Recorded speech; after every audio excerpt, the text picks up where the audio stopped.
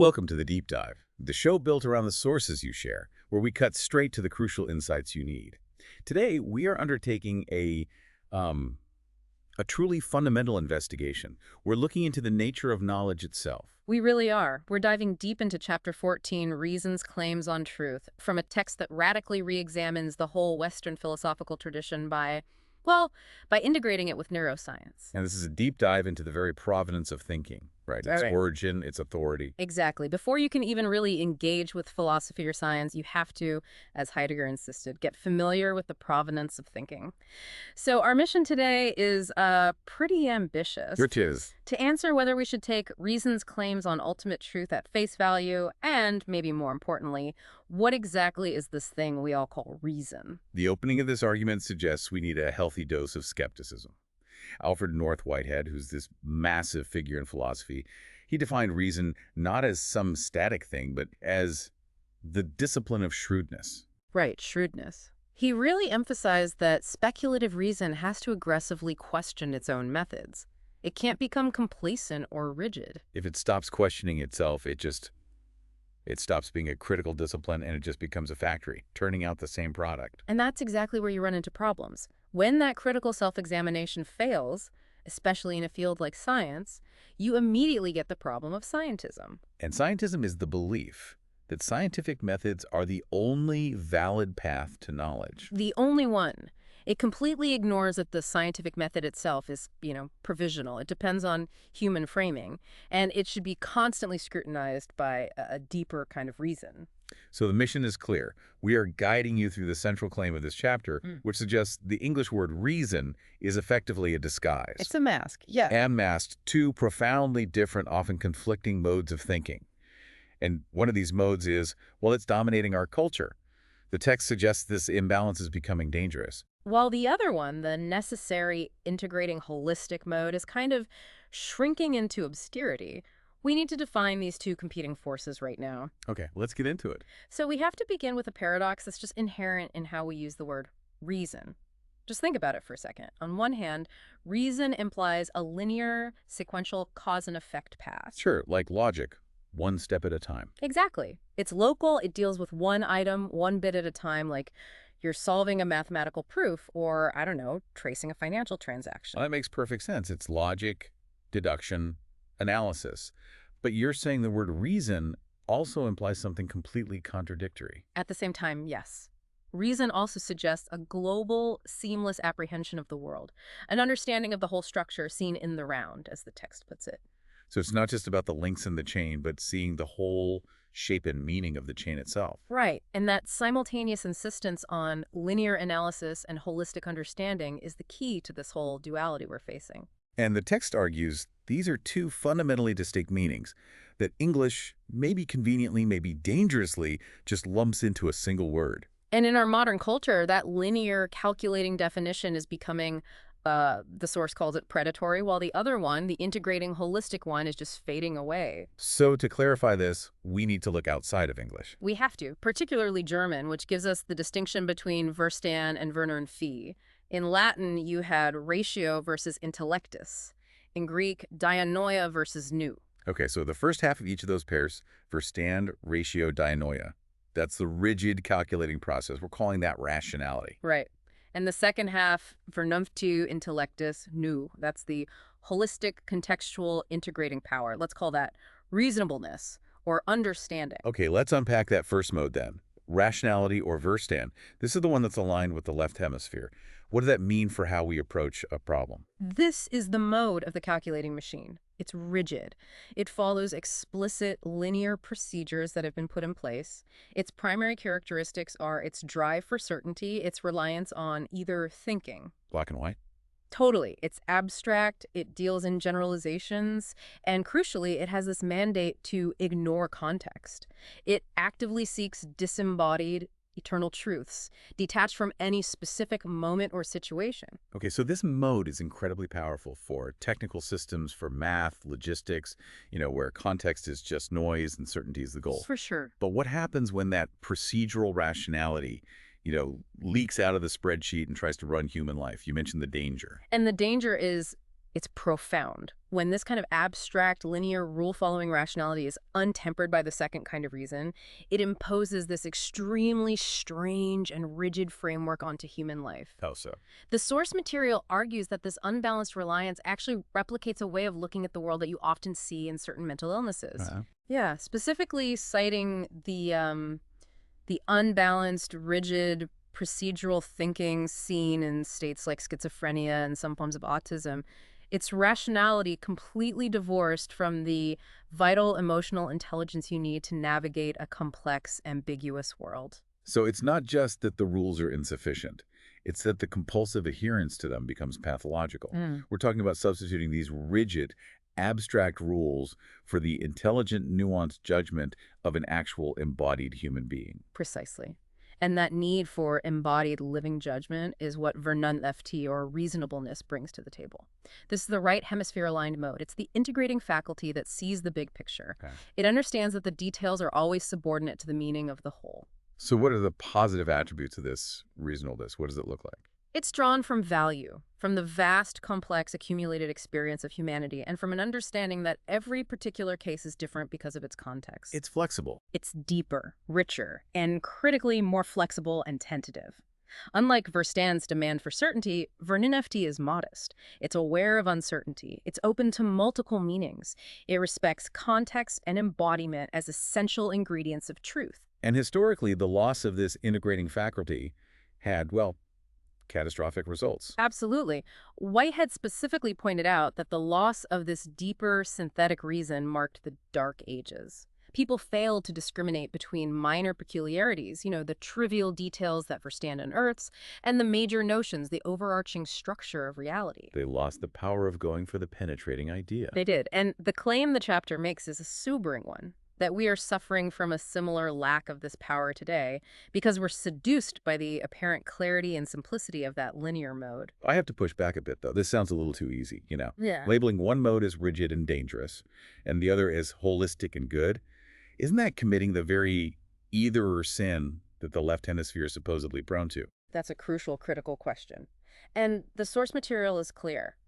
It's not about labeling one good and one bad. It's about recognizing the balance. Yeah. The philosopher Ernest Gellner noted that this insistence on impersonal structural explanations, the kind Verstand loves, it's not some inherent law of the human mind. It's a compulsion in us, a historically specific preference, as Weber also observed. We prefer the neatness of analysis. So rationality, or Verstand, is exclusive. It seeks to cut things out, to rigidly define boundaries. And reasonableness, vernunft, is inclusive. It seeks synthesis, balancing the analytical side with intuition, emotion, and imagination. And right there, you hit a major counterintuitive point for a lot of us brought up on Enlightenment thought. Emotion. Right, emotion as the enemy of reason. The Enlightenment often cast it that way. But the source material argues this view is profoundly mistaken. Emotion is not an impediment. It is an essential component of reason itself. Without it, reason is useless. How do we prove that, practically speaking? We look at the chilling case study of the patient named Elliot, which was documented by Antonio Damasio. Elliot suffered damage specifically to a large part of his right frontal cortices. He kept all of his high-level intelligence, his logical capacity. But what did he lose?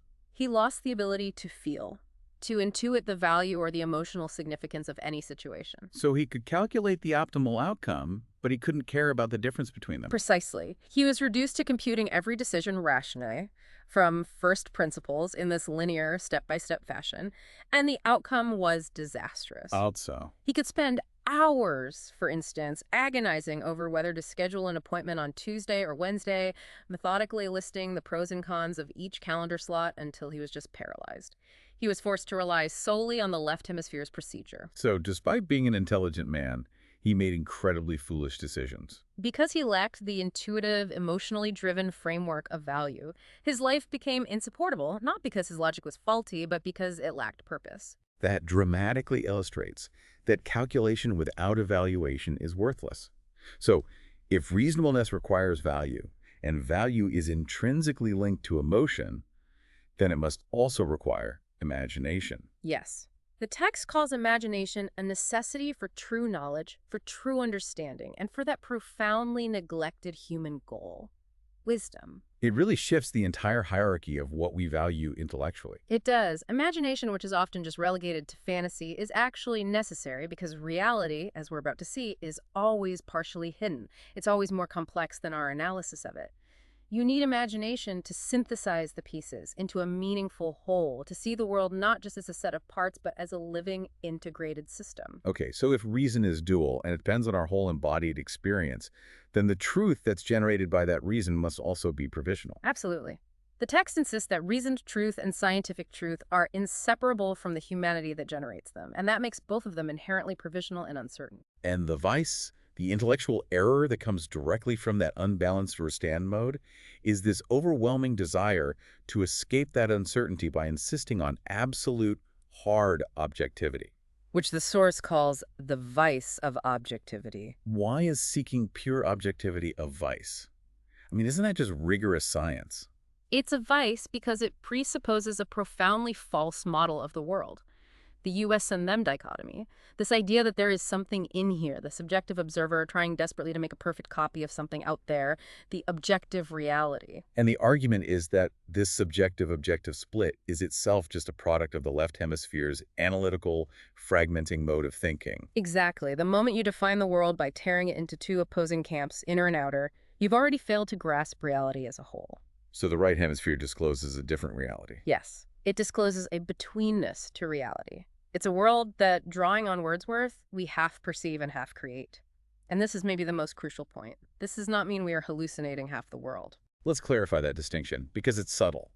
It's not half objective facts and half subjective fantasy. Absolutely not. It means the world comes into being for us, wholly and simply, as an encounter. An event to which both real parties, the observer and the observed, contribute fully. So the reality we experience isn't just an image or a representation of something else. No, it is the real world, but it's only disclosed through that particular embodied engagement. In that sense, what we experience is real enough, but it's only what we're able to see from our specific standpoint. A tiny context-bound portion of the whole. It's inevitably partially hidden. And this is beautifully captured by the metaphor of the Japanese Zen garden Raishanji. It contains 15 stones, and the unique intended magic of the design is that from any single viewpoint, no matter where you stand outside the garden, at least one of those 15 stones is always unseen. What does that unseen stone represent for the nature of truth? It illustrates that what we see is not partially real, but wholly real and wholly partial. Okay, say it again. Wholly real and wholly partial. Right. It's not that the truth is a fraction of reality. The truth we hold is reality, but it is limited by the standpoint from which it's viewed. The world isn't a fake, a simulacrum. It is the real world, as seen through the lens of our particular embodied situation. Our physical presence determines what is seen, just like the walls and sand determine what we can see of those 15 stones. Exactly. So if truth is relational, an encounter, that relational aspect has to extend beyond just our individual engagement with nature. Right. It must extend to how we engage with other people. Correct. And this leads to the second betweenness intersubjectivity. Our consciousness is neither fused with nor wholly separate from others. For a balanced, rich understanding, philosophy must fundamentally take place in the second person. A reciprocal engagement of minds. Yes. The detached, isolating third person of Verstand, or the isolated first person, both of those inevitably result in a meager, thin understanding. That makes the process of discussion, of teaching and learning really essential. It pushes back against the isolated academic just writing in a vacuum. It does. And yet, if every standpoint is unique, does that mean all viewpoints are equally valid? John Dewey tackled this by affirming that, yes, you can only see from a certain standpoint, but that fact absolutely does not make all standpoints of equal value. So, we're not sliding into simple relativism here. How do we determine which standpoint is better or richer? The goal is to find the richest view, the one that resonates most coherently and comprehensively with the totality of human experience. And this requires the imaginative exercise of truly inhabiting multiple points of view. So a rich view achieves a balanced synthesis, drawing from many standpoints. Which means any closed-minded partisan ideology, any simple aism that is parti pris, cannot possibly offer a rich and ordered landscape because it disregards the whole tapestry of reality in favor of just one isolated strand. Isolation and fragmentation, the left hemisphere's signature error, always lead to an impoverished view of reality. And this applies even to the simplest declaration of fact, like in that famous anecdote about the physicists Szilard and Bever. Oh, that's a truly brilliant illustration. Leo Szilard was keeping a diary, and he was explaining to Hans Bethe that he was recording all the facts of their work for God's information. And Beth, puzzled, asks, "Don't you think God knows the facts?" And Szilard replies, yes, he knows the facts, but he does not know this version of the facts. That short exchange just packs a punch. It highlights that the human element, our situated experience, our perspective, our value system, is what transforms raw data into meaningful truth. The existence of the fact is one thing, but this version, the story, the context, the meaning, that is another thing entirely. Okay, so if rationality of our stand only gives us a partial view, we have to be very clear about its function, which is necessary but limited. Right. The source material defines reasoning in the sense of rationality as merely an intermediate processor and a consistency tool. It's extremely useful for telling us the logical consequences of holding specific premises. But it can't operate on its own. It can't ground itself at the bottom, nor can it give meaning to its outcome at the top. It needs support, like a structure held up by two massive bookends. And both of those bookends, we are told, are made of intuition. So let's start at the bottom end, the foundation of logic. For rationality to even begin its work, it has to rely on axioms. Propositions that are assumed to be intuitively true. And the etymology is telling here, isn't it? Highly significant. The word axiom comes from the Greek word axia, which means value. Wow. So this means that reason, at its most fundamental level, is founded not on logic, but on value judgments that we intuitively accept. Wittgenstein called these foundational assumptions the hinges of the door. If you doubt the hinges, the door can't turn. Questioning can't even begin. We have to agree to exempt some things from doubt intuitively just to make the act of reasoning possible. That is a staggering implication for pure analytical thought. The engine of pure logic is powered by intuition and value, the very things logic supposedly rejects. So what about the top end? How does intuition give meaning to the results of logic? Well, logic, like a high-speed computer, it takes input, processes it according to rules, and produces an output. But it doesn't understand the input, and it doesn't grasp the significance of the output. It needs an interpreter. It has to rely on an intuitive grasp of the whole world for interpretation. If Verstand calculates a solution to the fourth decimal place, its Vernunft, its reasonableness, that tells us whether that answer is meaningful or even relevant to the human situation. And even the rules of the game, the so-called laws of logic, like non-contradiction, they aren't universal laws of nature. They're conventions. They're choices we accept based on an intuitive judgment that they're helpful.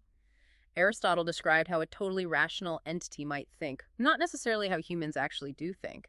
Our acceptance of these rules is itself an intuitive decision. Which means we can't compel understanding just through a train of logic. The effort to persuade someone often fails because the premises or the intuitive grasp of the consequences aren't shared. Samuel Johnson made this point perfectly. A pertinacious gentleman confessed to him, "I don't understand you, sir." And Johnson replied with surgical precision, "Sir, I have found you an argument, but I am not obliged to find you an understanding." You can't compel understanding with logic alone. It comes from living a thoughtful, engaged life. It does, and this ties back to Plato, who is often seen as the ultimate logician, yet he noted in the seventh epistle that philosophy doesn't admit of simple exposition. Right. Instead, it's a light, kindled in one soul by a flame that leaps to it from another. That sounds much more like right hemisphere insight, combining reason, imagination, and intuition in a flash of mutual recognition. It does. So while Plato advised following the argument wherever it leads, he would hardly endorse following logic blindly off a cliff. Not at all. Logic is only an unpacking of what is already hidden in the premises. If the conclusion is absurd, the intelligent course is not to blindly persist, but to go back and re-examine the foundational premises that we intuitively accepted in the first place. But how do we know when we are going nowhere? Well, you can't reason your way to that realization because reason is what's carrying you down the path. In that moment of doubt, intuition, which is the judgment based on the whole of your conscious and unconscious experience, is a far better guide than the linear process, which can only just keep unpacking what it was given. And that linear path is incredibly seductive to the calculating part of our mind, precisely because of its simplicity. And that simplicity breeds a dangerous vice. The false belief that the direct approach is always the rational one, that context can be ignored, and that twice as much of a good thing is twice as good. This seduction is directly responsible for the pervasive myth of progress in philosophy. The idea that it's a straight line, accumulating guaranteed truths. When it's not, philosophy progresses by circling its object, revisiting issues argued for millennia. As the theologian James Carse described it, philosophy is an infinite game. The journey matters, not the arrival. We won't reach a definitive conclusion we can carry away and say, this, finally, is the truth. So we need a very robust definition for this crucial concept of intuition. We're not using the analytic tradition's idea of an immediate perception of timeless truths. No, not at all. Here, intuition is defined as a judgment based on the whole of experience, both conscious and unconscious. And crucially, it's not infallible. It's always subject to correction or refinement. It's a Gestalt judgment. It is. It replaces a previous, less coherent one by including more of reality. Its value is measured by its coherence and comprehensiveness, its capacity to surpass limited standpoints by integrating more information. Ultimately, the text argues that our commitment to reason is itself an intuitive one. We use it because our accumulated experience tells us it's helpful under certain circumstances. Exactly. As Whitehead said, the art of speculative reason is just as much in the transcendence of schemes as in their utilization. Reason must be our servant, never our master.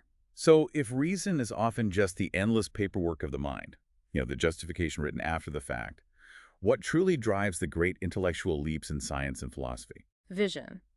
The text is insistent on this.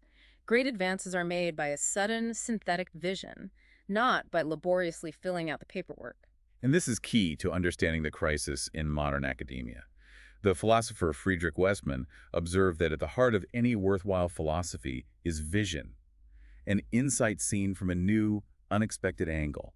Right. The arguments only come afterward, often messy and difficult, to support what has already been seen intuitively.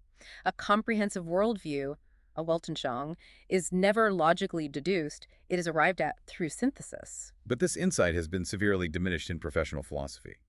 Brian McGee noted this tragic paradox. While professional philosophers are highly skilled in technical argumentation, very few exhibit original insights. They produce hundreds upon hundreds of books which are well argued but have little or nothing to say. Argumentation becomes the sole object of interest, prioritized over the insight it's supposed to serve.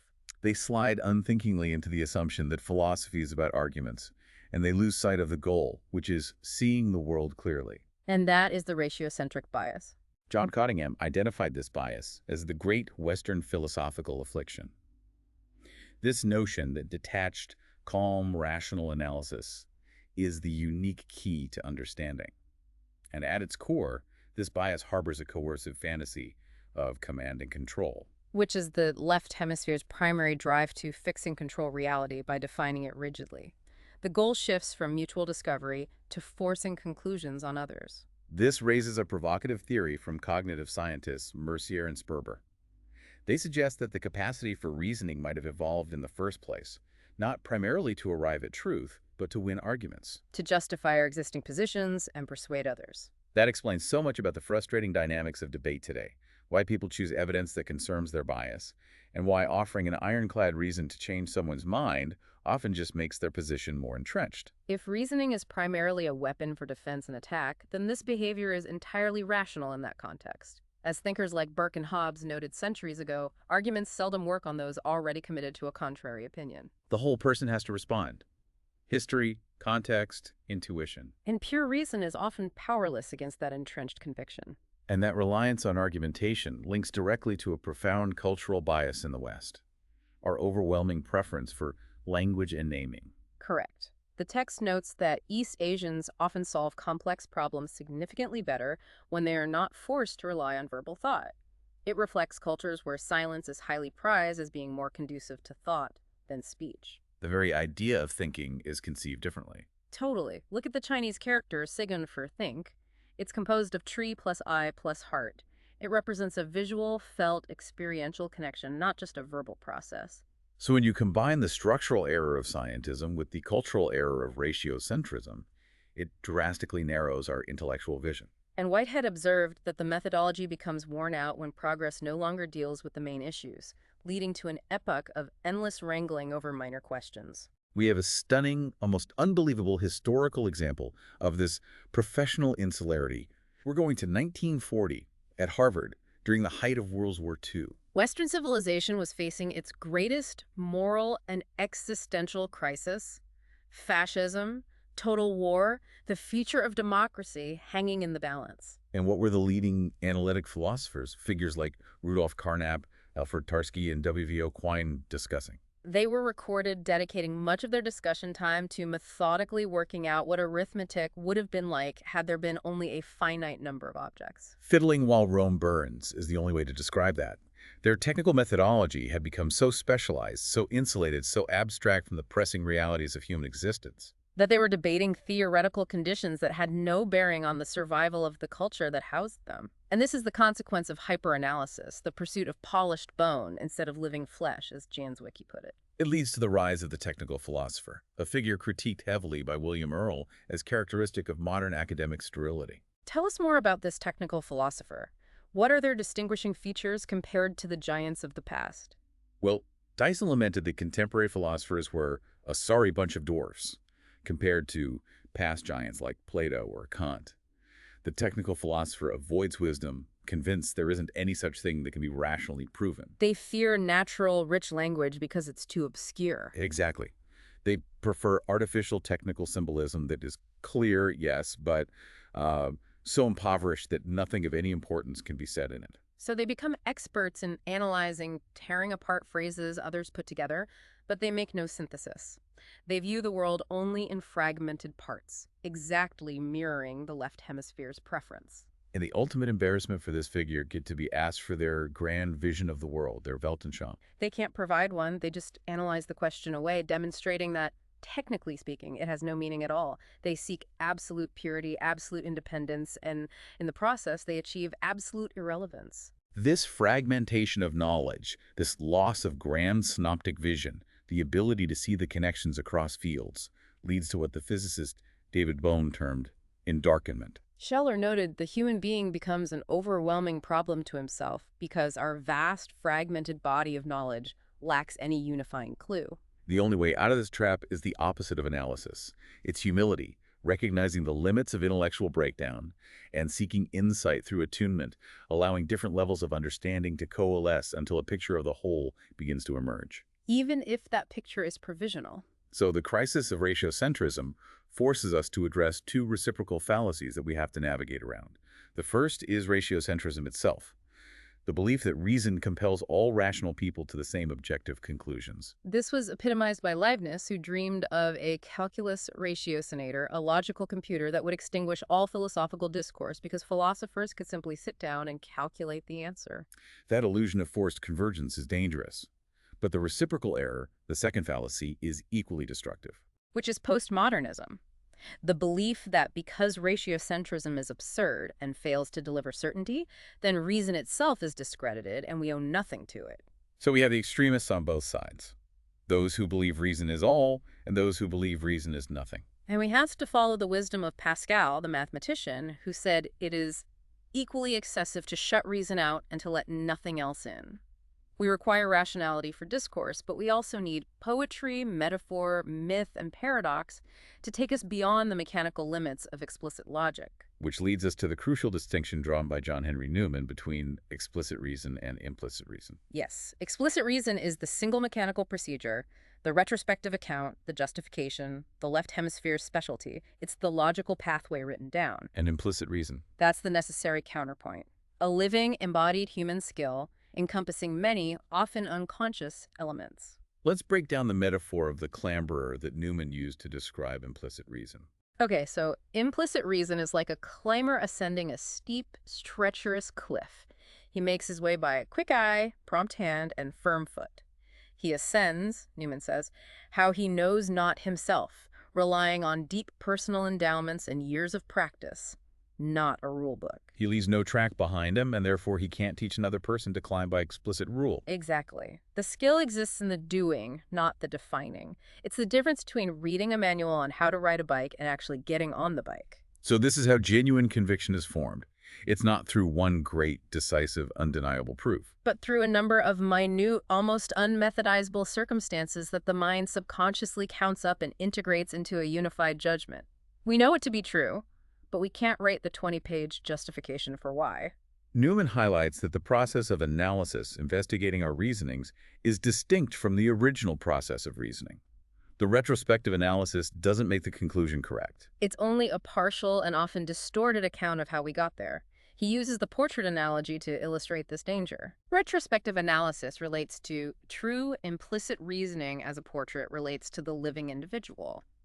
It is a representation that often appears out of shape and strange, startling us because, while technically accurate in some details, it fails entirely to capture the vital, living essence of the person. It's just a crude description of the living mind in action. And focusing too intensely on that analysis, on turning the living process into the rigid portrait, carries immense dangers, especially in complex areas like morality. Newman warned that overanalyzing reasoning, particularly in ethics, substitutes positive, rigid rules for instinctive feeling, stimulates endless controversy, and leads the mind to mistake the detailed system for truth. This system, which is easy to grasp, replaces the complex living intuition, which is not. This speaks to a fundamental destructive error, destruction for understanding. When we put complex living things under the direct, harsh glare of analysis, The myriad, delicate, unmethodizable threads connecting them to life are banished.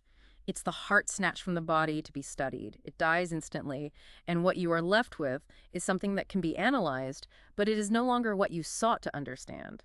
analysis substitutes something that can be analyzed, the rigid, simple part, for something that cannot, the complex living whole. It fundamentally changes the nature of the object. Which is why analysis must always be in the service of synthesis. The specialized analytical left hemisphere must ultimately serve the integrating right hemisphere. The Gestalt problem illustrates this perfectly. If you carry analysis too far, the parts become so simple they're indistinguishable, destroying the uniqueness of the whole. Right. If you analyze music into phrases, you retain some information. But if you persist until you have only single notes, those notes individually hold no meaning whatsoever. The music, the Gestalt, is destroyed. Astrophysicist Sir Arthur Eddington made this exact point about matter. At an intermediate level, we distinguish tables and chairs. But if we analyze deep enough, We are left with quantum phenomena, a homogenized bunch of elementary particles, and we lose all information about the unique structure that made the table a table. we specialize to gain knowledge of the parts, but that knowledge is virtually useless unless it can be reintegrated into the whole synoptic vision. Take away the relations between the parts, and you are left with nothing meaningful. So if we ignore the necessity of synthesis and insist on the supremacy of explicit linear reason, we risk the coherence of civilization itself. That's what economist Friedrich Hayek argued. The rationalist who despises all institutions and customs not consciously designed by reason, who must tear everything down and rebuild it rationally, becomes the destroyer of civilization. Why? Because civilization depends on accepting the reality and value of foundational principles and customs that we cannot fully understand or articulate. These are the intuitions and implicit knowledge, the hinges that we inherit. The hyper-rationalist, in his zeal for certainty, just destroys this vital cultural capital. So reason demonstrates its own incompleteness. But this fact remains a trade secret, largely ignored by the technical philosopher. Indeed. Stanley Fish asked, does reason know what it is missing? And the answer is usually no. But the truly enlightened minds recognize this need for humility. Pascal's profound statement must be memorized. The ultimate achievement of reason is to recognize that there is an infinity of things which surpass it. And this isn't just a gentle philosophical suggestion. It's a structural limitation of logic, demonstrated definitively in mathematics and philosophy. Let's slow down and give these powerful limitations the airtime they require. Okay. We have to understand the significance of these proofs for the limits of pure rationality. Let's start with philosophy. Immanuel Kant demonstrated reason's limits with his four antinomies paradoxes, where reasoning leads with equal logical force to a conclusion and its exact opposite. For example, He showed you could logically prove the universe had a beginning in time, and you could just as logically prove it had no beginning in time. for the listener, what does that fundamentally mean? It means that if you take pure analytical Verstand reasoning to its absolute limits, it collapses. It is incapable of resolving certain fundamental truths about the world without recourse to experience or intuition. It demonstrates its own inability to grasp the ultimate whole. Okay. Next, the definitive mathematical proof of incompleteness. Kurt Gödel. Gödel demonstrated that every formal system, any logical structure built on a finite set of axioms, is incomplete. It means that within any sufficiently complex system, there will always be true statements that cannot be proven within that system. They are true, but logically irreducible to the rules of the game. Exactly. So logic cannot establish the ultimate truth of its own foundation. It has blind spots by definition. And this problem is not merely theoretical. No. The mathematician Greg Chaitin argues that an infinite number of true mathematical theorems are logically irreducible. You cannot deduce them from any existing system of axioms. So they have to be assumed directly as new axioms. Yes, based on an intuitive judgment of their coherence or utility, entirely without using reasoning at all. That's phenomenal. We must continually rely on intuition, on vernunty, to progress, even in the most rationalized field. We do. Reasoning is incredibly valuable, as Turing showed with his halting problem, but we have to abandon the irrational assumption that rationality can disclose everything about the world. And we don't need abstruse mathematics to feel this limitation. Not at all. Anyone who has been moved by poetry, absorbed by drama, or deeply connected through music, or has had the transformative experience of falling in love, knows intrinsically that ultimate meaning always lies beyond what linear reason can conceive or everyday language can express. So we circle back to the central conclusion. How do we use reason? To insist on reason alone, unbounded, detached, linear Verstand, is profoundly irrational. Pascal called this moment of self-awareness the disavowal of reason, which is paradoxically the most rational thing to do. But to abandon reason altogether, falling prey to the postmodern fallacy, is also deeply irrational. We must use discernment as to how much, of what sort, in what way, and to what purpose we employ it. Discernment, based on the richness of our experience, our implicit reason, is the only possible guide. We're not aiming for absolute certainty above human judgment. The point of foregoing that demand for certainty is, paradoxically, to know better. We must accept that certainty above human judgment is an impossibility. We have completed a full circuit, moving from the paradox of reason to its ultimate necessary limits. We have. So we set out today to understand the provenance and limits of reason, and we found that the word reason itself is a battleground. We established the distinction between rationality, Verstand, the exclusive procedural calculus of the left hemisphere. And reasonableness, Vernunft, the inclusive integrating vision based on value, emotion, and context provided by the right hemisphere. We argued that the vice of objectivity, that hunger for certainty, leads to the false dichotomy of the subjective-objective split. Instead, reality is a betweenness, wholly real yet wholly partial, like the stones in the Whitehead garden. And we noted how this fragmentation, driven by ratiocentrism, has led academic philosophy to a sterile focus on technical argumentation over vital original insight. And finally, we found a kind of salvation in the concept of synthesis, transitioning from the portrait of explicit reason to the living skill of the clamberer, implicit reason. Analysis must always serve synthesis, lest we destroy the gestalt we sought to understand, acknowledging that reason itself proves its own glorious limits through thinkers like Kant, Gödel, and Chaitin.